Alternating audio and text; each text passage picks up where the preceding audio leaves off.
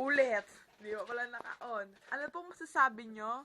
Surprise na... Huwag ka maingay sa surprise na ginawa ng mga anak nyo. Pakiulit na lang po sinabi nyo kanina. Ako'y shock. Na-shock po kayo? Bakit po?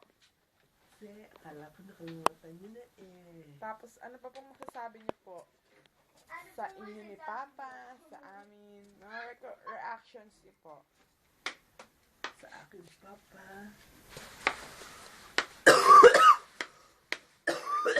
Sa akin na ng hika. Yak! Ew! Yes. Ay, ano sabi mo muna? Tagal ni Mama eh. Sabi ko po sa papa ko ang ama ko na mapogi at mapogi rin ako.